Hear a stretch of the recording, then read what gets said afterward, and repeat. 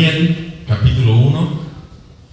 En el tercer año del reinado de Joacim, rey de Judá, Nabucodonosor, rey de Babilonia, fue a Jerusalén y la sitió. El Señor entregó en su mano a Joacim, rey de Judá, y parte de los utensilios de la casa de Dios. Los trajo a la tierra de Sinar, a la casa de su Dios, y colocó los utensilios en el tesoro de su Dios.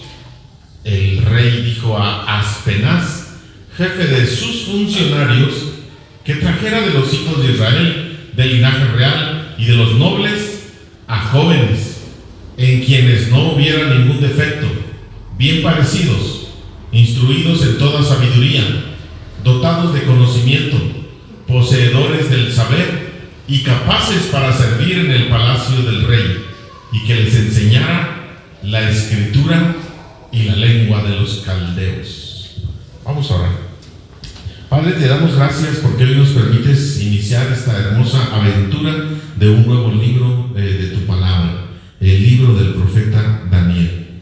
Pedimos, Señor, siempre y ahora tu bendición, tu ayuda, tu sabiduría. Danos el discernimiento correcto, no solamente para asimilar un conocimiento, sino para practicar tus mandamientos en nuestra vida cotidiana, para que nuestra vida crezca, para que nuestra vida se fortalezca en ti, y de esta manera, Señor, que tú recibas el honor y la gloria siempre. Quédate con nosotros, bendice a cada familia que hoy disponemos la mente y el corazón para aprender de ti. En el nombre de Cristo Jesús. Amén. Muy bien, pues entonces estamos iniciando este nuevo libro, y hoy vamos a estar hablando, pues el tema principal que hemos encontrado en el libro de Daniel es la soberanía de Dios. Cuando pensamos en el profeta Daniel, ¿qué se les viene a la mente?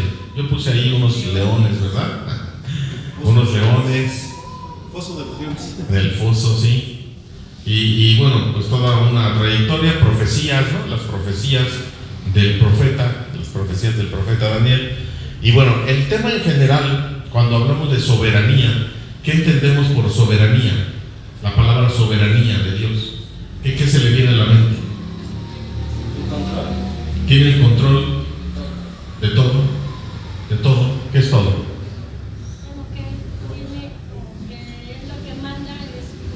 El que manda, que tiene autoridad, soberano.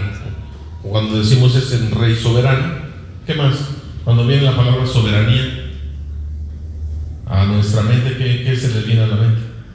¿Qué conceptos? Independencia total. Una independencia no depende de nadie, sino que Él es soberano, Que hace único, lo que Él quiere. que hace lo que Él quiere. Bueno, sí, entonces la soberanía de Dios. Vamos a estar hablando en todo el libro en general. El tema central puede ser la soberanía de Dios. Es decir, que Dios, en el caso de Daniel, Dios pone reyes, Dios quita reyes en el mundo, porque Él es soberano. Entonces, en base a ese tema central, es que vamos a estar nosotros tratando cada capítulo con respecto a la soberanía. Y bueno, hablando pues de este tiempo, poniéndonos ahí en contexto de nuestra línea de tiempo, recuerda que acabamos de ver Ezequiel, ¿verdad? Ezequiel, bueno, Ezequiel no se fue en la primera deportación de los cautivos a Babilonia, pero el que sí se fue al inicio fue Daniel. Entonces vamos a ver la historia de lo que pasó ahí con el cautiverio de los judíos desde la perspectiva de Daniel. Ya lo vimos desde la perspectiva de Ezequiel. Ahora vamos a ver Daniel. En la línea del tiempo, recuerde, porque esta línea de tiempo nos va a ayudar también a poder entender un poquito más sobre los imperios. Antes de el imperio babilónico, ¿quién reinaba en el mundo? ¿Qué imperio? Roma. ¿Cómo Roma? Los Asirios. Los asirios, ¿sí? Los asirios. Entonces, tenemos que Asiria conquista a Israel en el Reino del Norte. ¿En qué año? En el 722. Tenemos que Israel se divide ahí después de Salomón, en el 930 y 931, se divide el reino, el norte y el sur, con sus respectivas capitales ahí, o nombres más bien, y nombres y capitales. Luego en el 722 tenemos la caída del reino del norte por Asiria, se los llevó, a los del norte se los lleva Asiria cautivos, son 10 tribus del norte de Israel. En el 671, así nuestra línea de tiempo, Asiria domina Egipto. O sea, el imperio asirio era un imperio igual que Babilonia, poderoso, militar, sanguinario, y iba conquistando el mundo. Luego tenemos el año 612. ¿Qué tenemos en el año 612? Una fecha importante. La caída de Asiria por Babilonia. Caída de Asiria por Babilonia. Es decir, termina el imperio Asiria e inicia el imperio. Ok, 612 es un año importante, porque a partir de esa fecha Babilonia se consuma como el imperio que poderoso sobre el mundo. Luego entonces tenemos ahí en azul, los cuadritos de azul, que mientras estaba acá cayendo el imperio del norte, etcétera, estaba el profeta Isaías, 740 al 700, que escribe el profeta Isaías. Luego tenemos el siguiente cuadrito azul, que es el profeta Jeremías. También estudiamos ya este libro, profeta Jeremías. Luego tenemos al profeta Ezequiel ahí en otro cuadrito azul. Y el cuadro más grande, ¿de quién es? De Daniel. Entonces estamos hablando del 605 al 530. ¿Qué pasó en el 605? En el año 605. Ok, entonces el reino del sur, ya con el imperio babilónico, tuvo 3 etapas de cautiverio, ¿verdad? La primera se fue Daniel.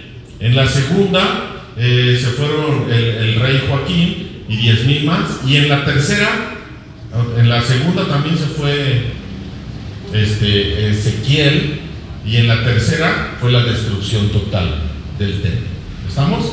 Entonces la primera es en el 605, la segunda deportación en el 597, la tercera en el 586. Entonces estamos hablando que en el 605, si Daniel, ¿cuántos años le calcula usted que tendría? Muy jovencito. No, es un niño. 17. Entre 17 y 20. Nosotros le ponemos 20, ¿sale? Porque si estuvo aproximadamente 60 años, a los 80, vivió como 80 años, entonces estuvo como 60 cautivo, ¿sale?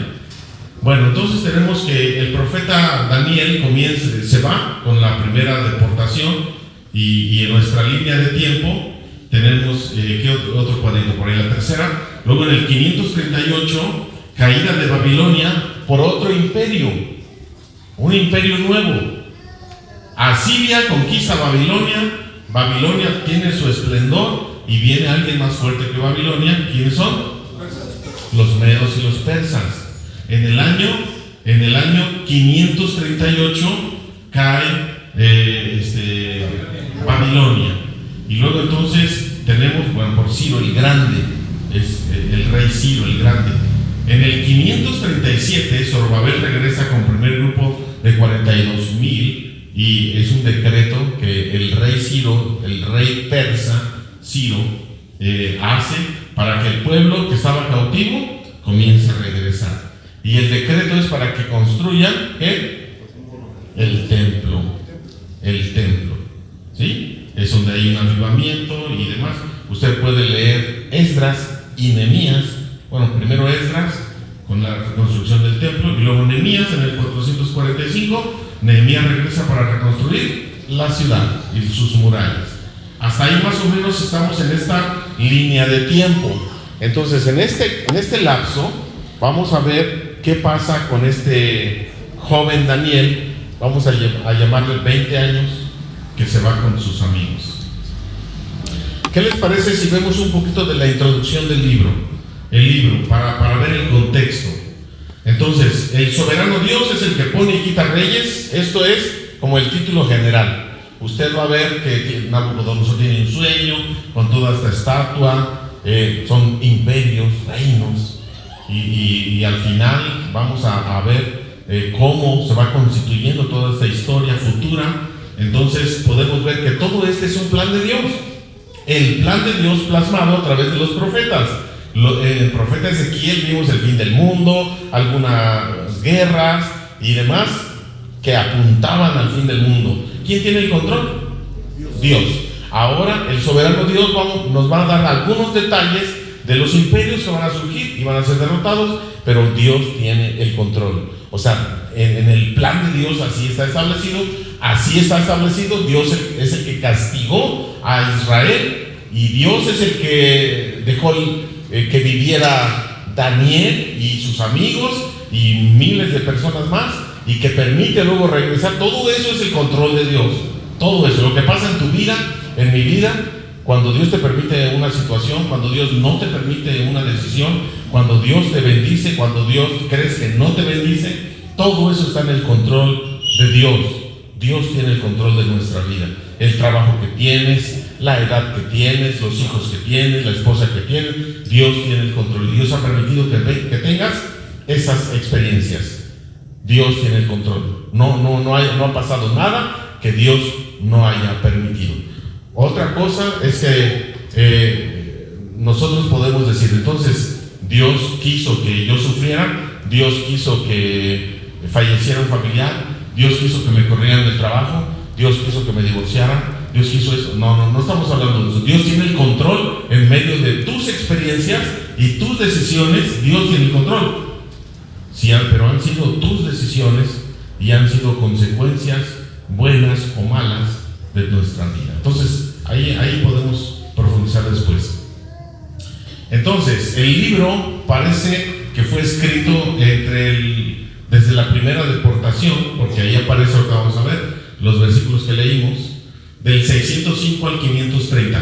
Y es polémico porque algunos dicen que el libro de Daniel no fue escrito en esa fecha, una fecha temprana, se llama una fecha temprana, porque está escribiendo Daniel conforme están pasando los hechos, luego. Algunos se van por una fecha tarde ya y dicen que estamos allá por el siglo II antes de Cristo. Es decir, con el 300 y cacho, casi llegándole al 200, ya cuando va surgiendo el Imperio Romano. Cuando va surgiendo el Imperio Romano es cuando se escribe, dice en el libro de Daniel. ¿Por qué? ¿Cuál es el argumento que ponen? ¿Por qué creen ustedes? Dicen que porque Daniel da mucho detalle con respecto a los imperios que surgen y que se acaban, y que obviamente tuvo que verlo para poder escribir, o el autor tuvo que verlo. Obviamente Daniel ya no estaba hasta allá, pero Daniel tuvo que verlo, ¿no? Porque pues escribe mucha profecía, mucho detalle de la profecía, de los reinos y de los imperios y del fin del mundo. Pero pues ¿a poco Dios no puede revelarle el futuro? Entonces nosotros creemos que tiene una fecha temprana, algunos sí polemizan y demás. Además de que Jesucristo en Mateo 24 lo menciona, y en otros pasajes de la Biblia, como Hebreos, dice, algunos fueron librados de los leones y demás, y del fuego, del horno y cosas así, aludiendo a el libro de Daniel. Entonces tenemos ahí polémico el asunto de la fecha. Autor, Daniel, que significa Dios es mi juez. Jesús lo confirma en Mateo 24:15 como el autor del libro. El propósito, la soberanía de Dios, ya la vimos. Vamos a ver qué dice Daniel 5:21. Me ayuda a ir a Daniel 5:21, que es el texto clave de todo el libro. Podemos definirlo si la soberanía, el tema central es la soberanía de Dios, pues entonces hay un texto que nos hable un poco de eso. ¿Qué dice Daniel 5:21? ¿Alguien lo tiene en voz alta? ¿Fuerte? ¿Clara? ¿Quién dijo yo? Fue echado de entre los hijos de los hombres, su mente se hizo semejante a la de las bestias, y con los asnos monteses fue su morada. Hierba le hicieron comer como buey, y su cuerpo fue mojado como el rocío del cielo, hasta que reconoció que el Altísimo Dios tiene dominio sobre el reino de los hombres que pone sobre él al que le place. Ok, sobre el mundo, ¿a quién pone? A quien le place. Entonces, ¿quién está hablando ahí? ¿De quién está hablando? El rey Nabucodonosor, después de su esplendor, conquista, más rico del mundo, más poderoso del mundo, se convierte, es humillado hasta como un animal, ¿no? Las uñas le crecen, anda comiendo ahí vegetación, barbudo, andaba como loco ahí hasta que pudo entender. Es el trato que le hizo Dios a Nabucodonosor, hasta que pudo entender que Dios, es la conclusión que saca Nabucodonosor. Estamos hablando de uno no creyente o sí creyente. Uno creyente que se convierte, uno creyente que cree después en Dios y demás. Bueno, termina con esta conclusión que Dios es el único Dios soberano que pone reyes, que quita reyes como Él le place. Entonces, por eso tenemos en la soberanía de Dios y el texto de Daniel 5:21. Idioma, algunas partes se escriben en arameo y otras en el hebreo. Hebreo, el idioma de los israelitas, y el arameo, el idioma de Babilonia, los babilonios, ¿sí? Entonces, en esos dos hay una combinación de varios capítulos, muy parecido el arameo con el hebreo. Estilo literario, pues tenemos una parte histórica y una parte que le podemos llamar literatura apocalíptica, ¿sí? Vamos a analizar ahí los textos. Y bueno, pues el contexto histórico del que les hablé, el imperio babilónico estaba expandiéndose y había sitiado la ciudad de Jerusalén, quien cayó en 3 etapas. Daniel fue llevado cautivo muy joven y allá en Babilonia murió. ¿Vale?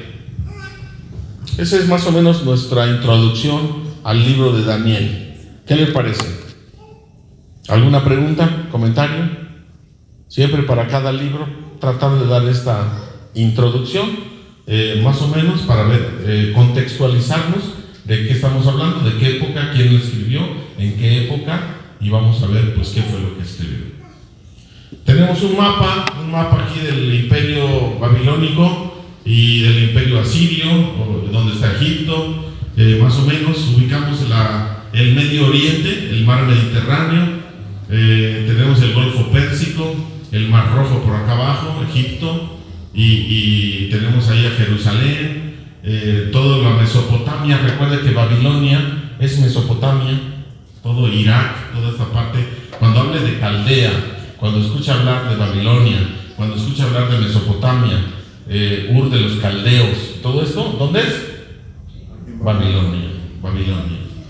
Entonces tenemos aquí toda esta zona que conquistó. Los asirios llegaron hasta acá, hasta Egipto y demás, pero Babilonia pues era un imperio fuerte, un imperio que dominaba en esta zona, y obviamente pues era la zona más poblada en el sentido organizada, en el sentido civilizada. Era el mundo, el centro del mundo, toda esta zona. Por eso los imperios surgen aquí en esta zona, hasta que llega, bueno, después el imperio romano, que es más hacia el occidente, ya vamos a verlo después, pero mientras los imperios surgían en esta zona. ¿Vale? ¿Más o menos? ¿Más o menos o no? Ahora sí, vamos a analizar el texto. Hoy también queremos analizar un poquito de texto de esto. Daniel 1.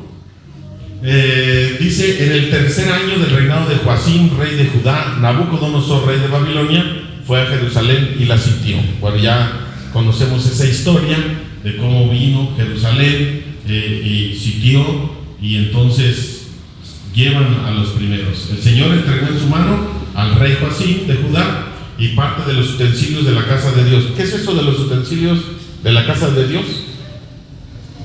Las copas del templo, ¿verdad?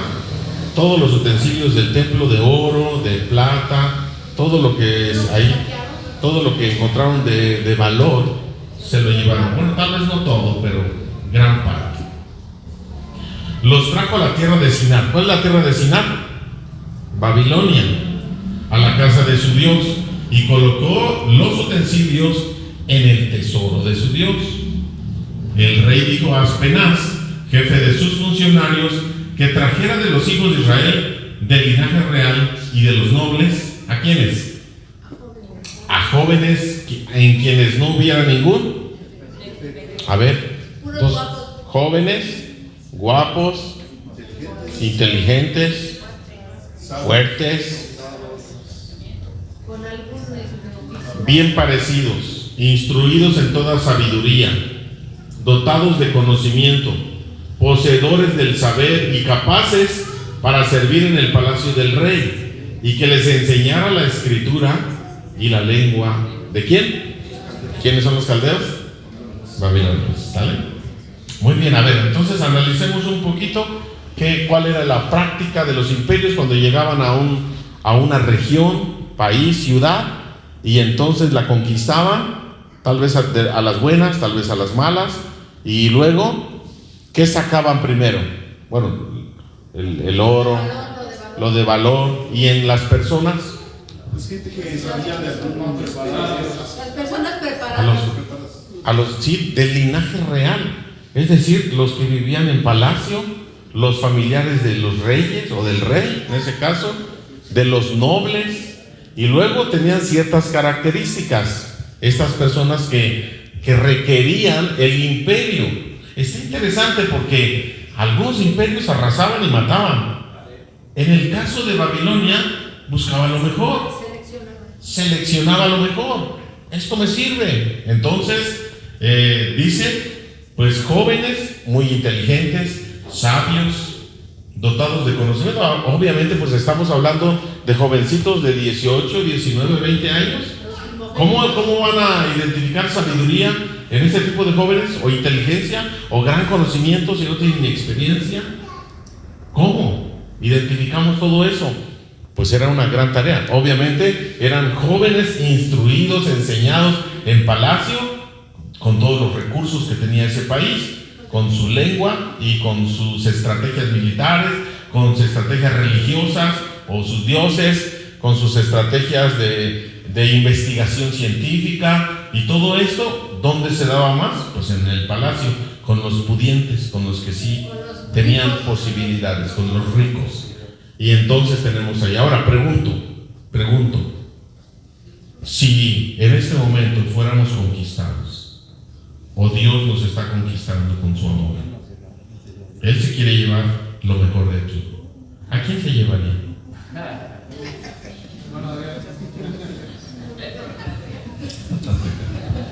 ¿A quién? O sea, en lugar de que diga, pues a mí. ¿No se va a llevar usted? ¿No? ¿Sí, Caro? ¿Por qué? Porque quien nos perfecciona es Cristo, por la sangre de Cristo. Ok. Bueno, ya muy espiritual, Caro. Ya muy simbólica. Pero siendo más literales, ¿cuál es el mensaje? ¿Qué pudiéramos aprender de eso? Que en el lugar donde Dios nos pone, no vamos a pensar en algo espiritual, ni de santidad en ese sentido.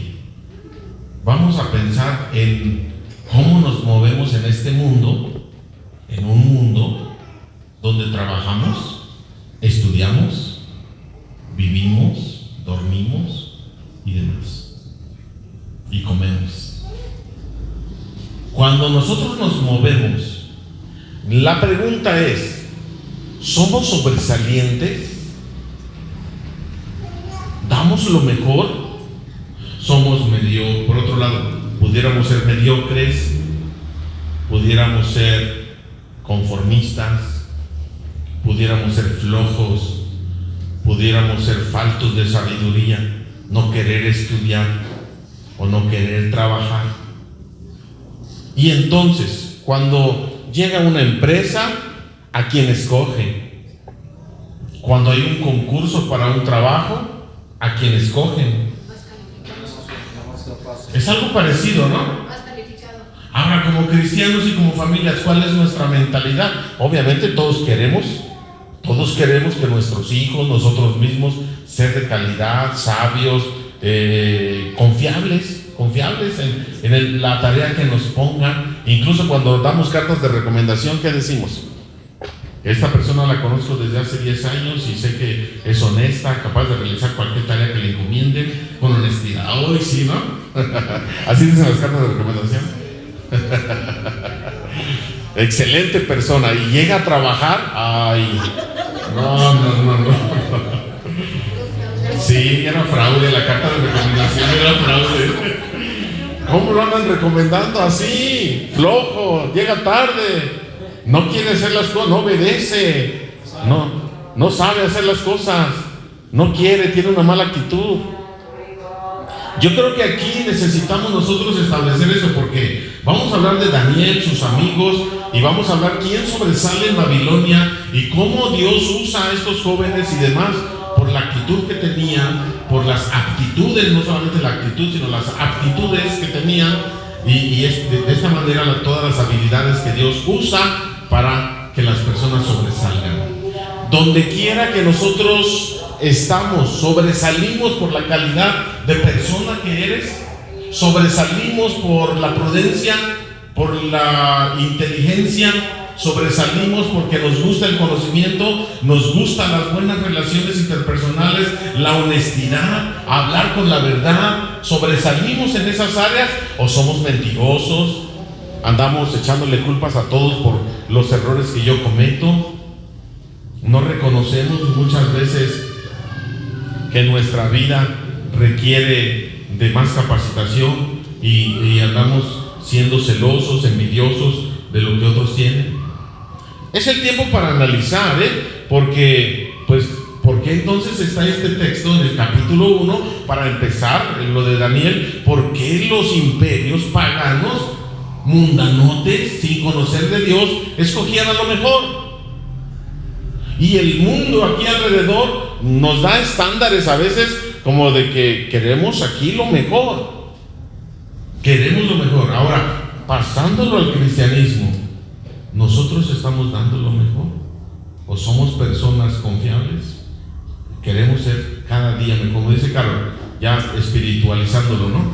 Cristo nos capacita, nos reforma, nos transforma y nos volvemos personas confiables cuando no lo éramos, y nos volvemos personas sabias cuando no éramos, personas en las cuales las personas puedan ver, la gente, las empresas puedan ver que nosotros podemos apoyar, bendecir, dar resultados en una empresa.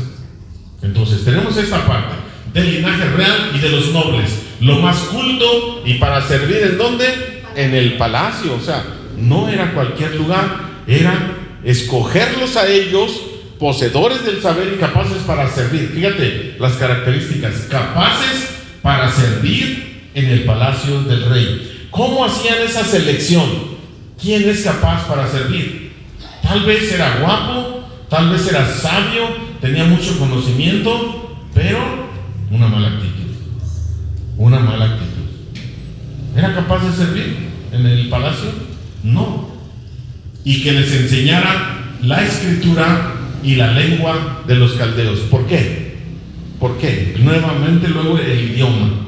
El idioma. Van a servir en palacio, van a servirle al rey, pues que conozcan el idioma.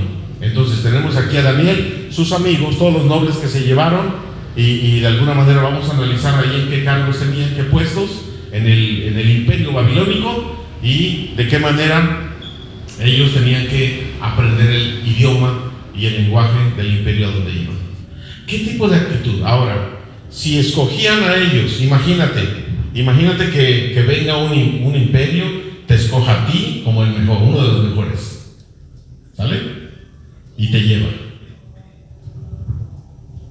¿Cómo irías pensando? ¿Son tus amigos o tus enemigos?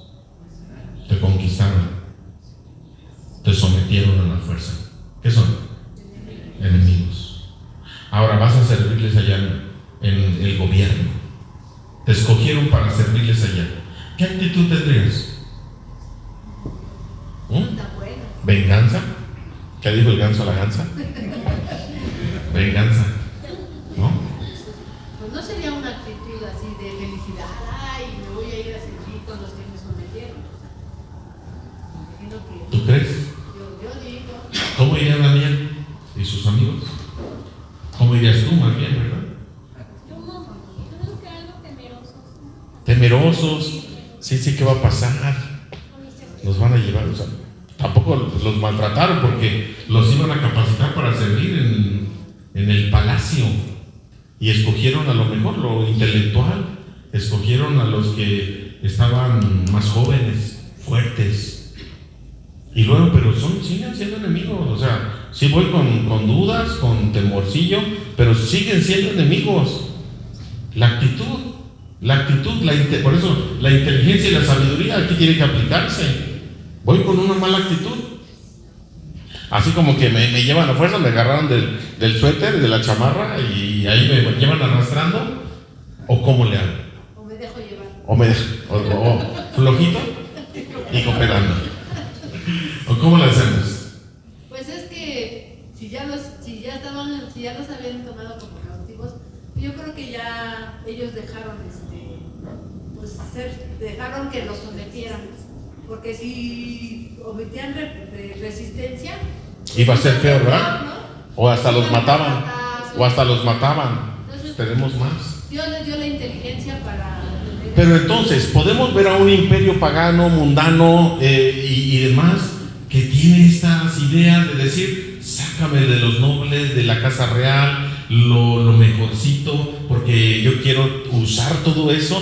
En lugar también, la mentalidad del imperio es, aquí solamente los mexicanos, aquí no queremos extranjeros, ¿verdad? Puede ser una mentalidad nacionalista, pero no era nacionalista. Nosotros somos nacionalistas. Viene un extranjero y hay un trabajador extranjero y un trabajador mexicano. ¿A quién escoges aquí en México? Al extranjero. ¿A quién escoges? No, somos muy nacionalistas nosotros. ¿A quién escoges?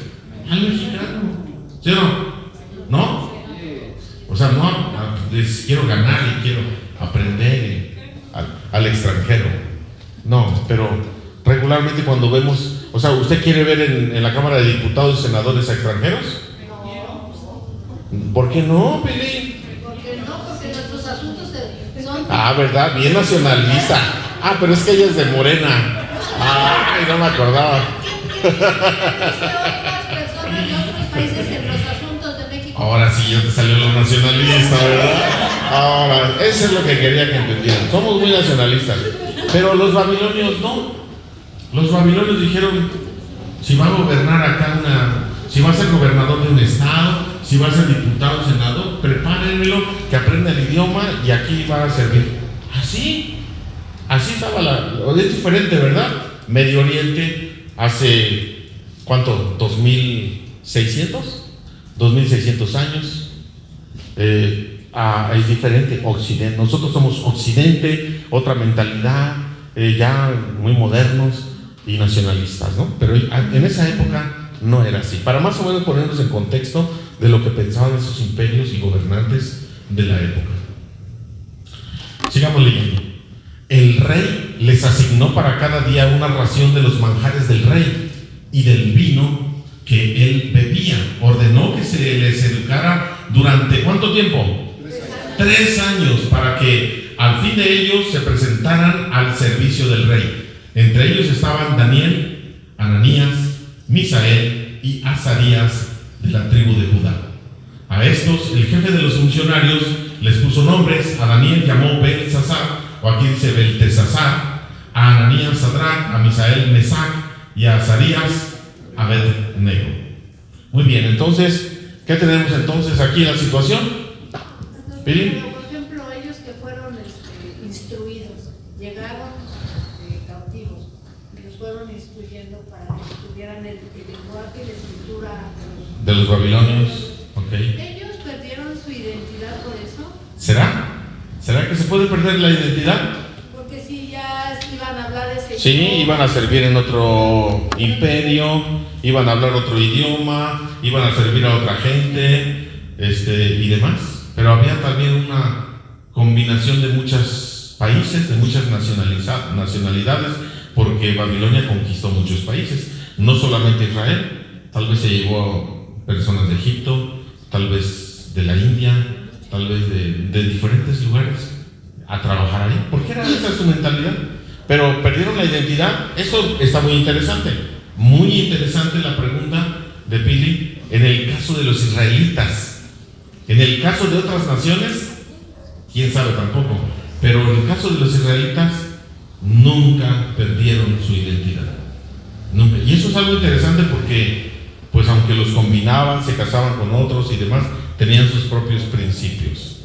Bueno, entonces, ¿qué tenemos aquí? Que les ordena de la ración, de lo que come el rey, que les educara durante 3 años para que ellos estuvieran listos para servir en el palacio. Y tenemos entonces aquí pues a los 3 personajes principales que vamos a estar platicando con Daniel. ¿Qué sabe usted de sus amigos? Que cuando les hablan Sadrach, Mesach y Abednego, sí. ¿Por qué? ¿Por qué los metieron a un horno de fuego? Porque Nabucodonosor hizo una estatua y dijo que a tal hora todos tenían que postrarse y adorar, y no quisieron, ¿verdad? Por lo tanto fueron castigados, lanzados a un horno de fuego. ¿Y qué pasó ahí? Pues no, un milagro, ¿verdad? Vamos a analizar eso. Pero bueno, ahí tenemos a Daniel, tenemos a sus 3 amigos, jóvenes todos jóvenes, y les cambia el nombre. ¿Por qué les cambiaría el nombre? La pregunta de Pili va enfocada: cambio de idioma, cambio de nombre, pérdida de identidad y un estar en un nuevo país, en un imperio donde querían ellos que comenzaran a servir ahí, pero su identidad tenía que ser transformada. Perdón, todavía estamos hablando de Nabucodonosor. O sea, también fue en el tiempo de Nabucodonosor. Todo eso que estamos viendo ahorita, capítulo 1, Nabucodonosor. ¿Sí? Nabucodonosor. ¿Qué piensan entonces con respecto a la identidad? Cambiando el nombre, obviamente, la intención y la inteligencia de los imperios era: cámbiales el idioma, ponles nuevos nombres, que se vayan olvidando. Todos los nombres que les pusieron apuntaban a deidades babilónicas. Apuntaban a, si Daniel, ¿qué significa Daniel? Dios es mi juez. Allá decía adorador o servidor de un Dios. Y todos los nombres apuntaban a esa situación. Entonces, la influencia que tenían en Babilonia, pudieron hacer que perdieran su identidad, que perdieran el enfoque de su Dios, que perdieran el enfoque de los mandamientos de Dios y cómo debía de surgir o de comportarse en ese sentido. Entonces, aprender el idioma, 3 años para comenzar a servir al rey, y podemos ver entonces una actitud correcta, una actitud que en medio de la crisis, que en medio de el desastre o de la situación de conquista, ¿no? ¿Cómo vemos nosotros a Daniel y a sus amigos? Estaban fuera de su país, estaban lejos de su familia. No se llevaron a sus padres y a sus hermanos: sí, váyanse con su familia. Y no. Se los llevaron a lo más culto para que sirvieran allá, separados de su familia, separados de sus amigos. Los alimentos, el clima era distinto, todo eso era distinto. Pudieron ellos generar una actitud de amargura, generar una actitud de resistencia en su mente, en su corazón, generar una actitud de a mí primero, o sea, la actitud nacionalista es primero muerto antes de servirle a otro rey, ¿no? En otro país, primero muerto. A mí me matan, yo no voy a andar sirviendo a otro rey, ¿verdad? ¿Podemos nosotros hacer eso? Mucha gente lo ha hecho, pero Daniel y sus amigos no lo hicieron. Se condujeron con una actitud correcta, y yo pregunto, ¿por qué? ¿Por qué? A ver, dígame usted. Porque parte de la educación, ¿no? La disciplina que ¿Sí? ¿Tú crees que los más inteligentes, cultos, no se resisten a servir a...? No, y además el hecho de que no les hubieran quitado la vida, pues ya era bastante, ¿no? Sí. Entonces, como dice mejor, flojito. Flojito y cooperando. Porque ellos ya estaban apartados de Dios, o sea, Dios permitió. Sí, estaban en un juicio. Dice, Dios nos enjuició, somos de lo peor. Sabían por qué habían sido conquistados por Babilonia, por idólatras. Habían sido conquistados, pues, ¿cómo era, no? No había bondad. Sí, yo creo que cuando Dios nos da una identidad y estamos seguros de quiénes somos, Ajá. enfrentamos cualquier situación, cualquier problema, y eso no va a cambiar lo que nosotros somos. Y ahí es donde nosotros siempre vamos a confiar en Dios en medio de cualquier circunstancia. Ellos estaban viviendo en un país muy lejos, ahora Sí. viviendo a un rey que no conocían. Sí, que no conocían. ¿Y le vas a servir a un rey extranjero? Con la actitud, o sea, lejos de tu familia. Te quitaron a tu familia, conquistaron a tu gente, te llevaron. Quieren capacitarte para que ahora tú les sirvas a ellos. Y así como que no tan voluntario, es voluntariamente a fuerzas. Escúchenme, ¿por qué? ¿Por qué tienen esta actitud? El plan de Dios. El plan de Dios. Soberanía de Dios. Usted está dentro del plan de Dios. ¿Está enojado con lo que hace? ¿Tiene una mala actitud? Tal vez no fue conquistado por nadie, por otro país, pero donde está enojado, se enoja en su trabajo, se enfada, no es tolerante en su familia, con su esposa, con sus hijos, con su jefe, compañeros, con los vecinos, es intolerante, impaciente, enojón, enojona, gritón, gritona, ¿no está contento? Vamos a ver el ejemplo de unas personas que tenían todo adverso, todo en su contra, y con una buena actitud, porque entendieron que era un plan de Dios. Que si usted está viviendo una situación ahora, cualquiera que sea, es porque Dios le está permitiendo vivirla, y ahí Dios tiene algo para usted. Y usted puede marcar la diferencia si confía en Dios, si pone su confianza en Dios. Yo creo que ellos no ponían su confianza en ellos. Entendieron que estaban siendo castigados por Dios, bajo el juicio de Dios, y ellos iban con humildad, sabiendo que Dios les estaba llevando a una tierra lejana, a una tierra diferente, una nueva tierra, para servir a otro rey que no tenía que sucederlo, pero había una consecuencia de sus acciones y la estaban viviendo. Así es de que, ¿cómo está nuestra actitud? Aprendamos. Hay gente que no tiene pies y anda trabajando. Hay gente que tiene pies y se anda quejando y anda enojada porque no encuentra, porque no sabe qué hacer. Hay gente que no ve y la vemos cantando y la vemos haciendo grandes cosas, sobresaliendo, que no puede ver con sus ojos. Y hay gente que vemos y nos andamos quejando por tantas cosas. Actitud. La actitud. Dios es soberano. Aprendamos esto esta noche.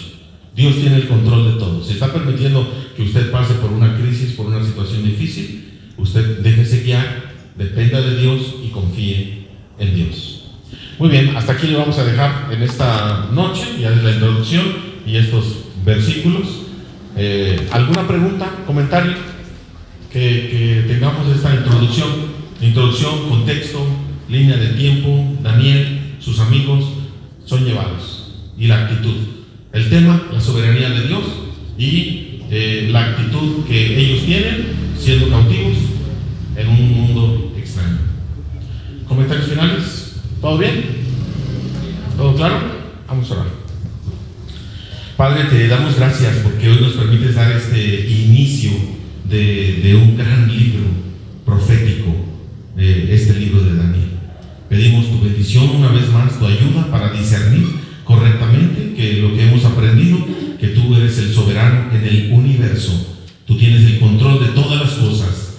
Y mi Dios, ayúdanos a que donde quiera que tú nos permitas vivir, trabajar, estudiar, estar, tengamos una actitud que te honre, que nuestra confianza en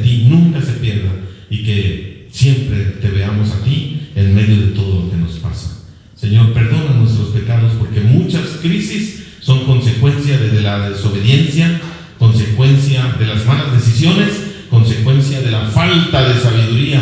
Pero ahora, Señor, pedimos que si estamos viviendo una situación difícil, tú nos muestres el camino correcto. Nos arrepentimos, te pedimos perdón, te pedimos ayuda y queremos tener una actitud que te honre a ti, no una bonita actitud para honrar a ninguna persona, primeramente a ti, y ya después, Señor, nos mostrarás la bonita actitud hacia los demás. Gracias, Señor, porque tú eres bueno. También te ruego, Señor, que bendigas los diezmos, las ofrendas que se levantan miércoles con miércoles, que tú bendigas a mis hermanos que trabajan, que tú bendigas su salud, que bendigas sus trabajos, a sus compañeros, a sus jefes, las empresas que tienen, que en el nombre de Cristo tú prosperes, bendigas, Señor, y hagas crecer y dar fruto en todo lo que hacemos. Gracias, Señor, por tu fidelidad y tu amor.